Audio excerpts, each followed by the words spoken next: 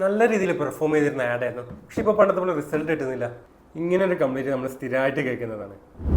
നിങ്ങൾ ഈ issue face ചെയ്തിട്ടുണ്ടോ? എന്താണ് സൊല്യൂഷൻ? ഞാൻ ഇനി പറയാൻ പോകുന്ന 3 കാര്യങ്ങൾ ശ്രദ്ധിച്ചാൽ മതി. First one, creative fatigue. നമ്മുടെ കണ്ടന്റ്, അതായത് നമ്മുടെ ബാനർ ഓർ റീല് നമ്മുടെ ഓഡിയൻസ് കണ്ടിട്ടും അത് അവർ ശ്രദ്ധിക്കാതെ സ്ക്രോൾ ചെയ്ത് പോവുകയാണ്. അതിനാണ് നമ്മൾ ക്രിയേറ്റീവ് ഫെറ്റീഗ് എന്ന് പറയുന്നത്. നിങ്ങളുടെ ആഡിന് ക്രിയേറ്റീവ് ഫെറ്റീഗ് ഉണ്ടെങ്കിൽ നിങ്ങൾക്കത് മെറ്റ ആഡ്സ് മാനേജറിൽ കാണാൻ പറ്റും. ഇതിനുള്ള സൊല്യൂഷൻ എന്നുള്ളത് നിങ്ങളുടെ ആഡ് കോപ്പി, ഹെഡ്ലൈൻ എന്നിവ ചേഞ്ച് ചെയ്യുക എന്നുള്ളതാണ്. Second one, audience saturation. നിങ്ങളൊരു സ്മോൾ ഓഡിയൻസിലേക്കാണ് ആഡ് റിപ്പീറ്റഡ് ആയിട്ട് ചെയ്തതെങ്കിൽ കുറേ കഴിയുമ്പോൾ ഓഡിയൻസിന് അത് ബോറിംഗ് ആയിട്ട് തോന്നുകയും നിങ്ങളുടെ ആഡിനുള്ള എൻഗേജ്മെന്റ് കുറയുകയും ചെയ്യും.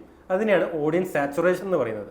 കോൾഡ് ഓഡിയൻസിന്റെ കേസിൽ ആഡ് ഫ്രീക്വൻസി 2 അല്ലെങ്കിൽ 3 മുകളിലൊക്കെ ആണെങ്കിൽ നമ്മുടെ ഓഡിയൻസ് സാച്ചുറേറ്റഡ് ആണെന്ന് നമുക്ക് പറയാം. പിന്നെ അതല്ല, റീടാർഗറ്റിംഗ് ഓഡിയൻസ് ആണെങ്കിൽ നമുക്കതൊരു 6 വരെയൊക്കെ പോകാൻ പറ്റും. ഇതിന്റെ സൊല്യൂഷൻ എന്നുള്ളത് നിങ്ങളുടെ ഓഡിയൻസ് സൈസ് ഇൻക്രീസ് ചെയ്യുക എന്നുള്ളതാണ്. Third, competition changes. ഒരു 3 മന്ത് അല്ലെങ്കിൽ 6 മന്ത് മുമ്പ് നിങ്ങൾ ആഡ് ചെയ്യാൻ സ്റ്റാർട്ട് ചെയ്തപ്പോഴുള്ള കോമ്പറ്റീഷൻ ആയിരിക്കില്ല ഇപ്പോഴുള്ളത്. പുതിയ കോമ്പറ്റീറ്റേഴ്സ് മാർക്കറ്റിൽ വരികയും അവർ ആഡ് റൺ ചെയ്യാൻ തുടങ്ങുകയും ചെയ്തിട്ടുണ്ടാവും. സ്വാഭാവികമായും നിങ്ങളുടെ ആഡിന്റെ പെർഫോമൻസ് കുറയാൻ ചാൻസ് ഉണ്ട്. മെറ്റ ആഡ്സ് ലൈബ്രറി പോലുള്ള ടൂൾസ് ഉപയോഗിച്ച് നിങ്ങൾക്ക് നിങ്ങളുടെ കോമ്പറ്റീറ്റേഴ്സിന്റെ ആഡ്സ് കാണാൻ പറ്റും. കൂടുതൽ ഇൻഫോർമേറ്റീവ് വീഡിയോസായി ട്രൈസോഷ്യയെ ഫോളോ ചെയ്യുക.